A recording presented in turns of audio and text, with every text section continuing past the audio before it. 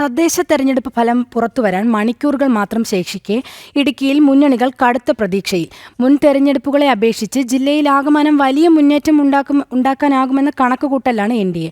അതേസമയം ജില്ലാ പഞ്ചായത്തിൽ ഉൾപ്പെടെ ഭരണ തുടർച്ച എന്ന സ്വപ്നത്തിലാണ് LDF. കഴിഞ്ഞ തവണ നഷ്ടപ്പെട്ട ജില്ലാ പഞ്ചായത്തിൽ ഉൾപ്പെടെ വിജയത്തിൽ കുറഞ്ഞതൊന്നും UDFും പ്രതീക്ഷിക്കുന്നില്ല.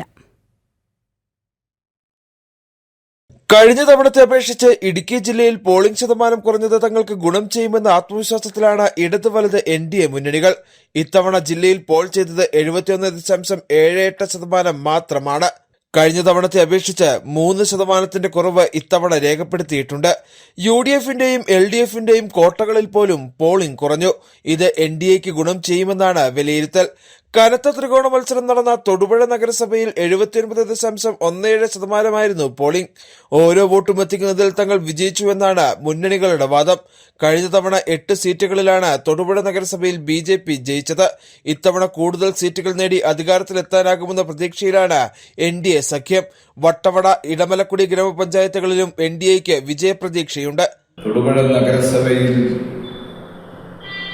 വലിയ മുന്നേറ്റം കുറിക്കുന്ന ഫലമാണ് വരാൻ ഇരിക്കുന്നത്. BJP നേതൃത്വം കൊടുക്കുന്ന ഭരണസാധ്യത ഞങ്ങൾ പ്രതീക്ഷിക്കുന്നു. അതോടൊപ്പം തന്നെ ജില്ലയിലെ വട്ടവട പഞ്ചായത്തിലും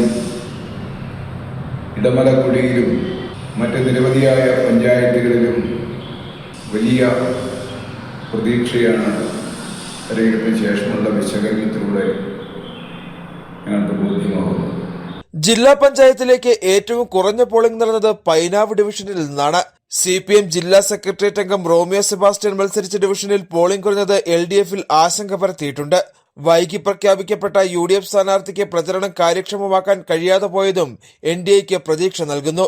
UDFലെ ഭിന്നത ഉപ്പുതറ ഡിവിഷനിലും NDAക്ക് ഗുണം ചെയ്തേക്കും. ജനം, ഇടുക്കി.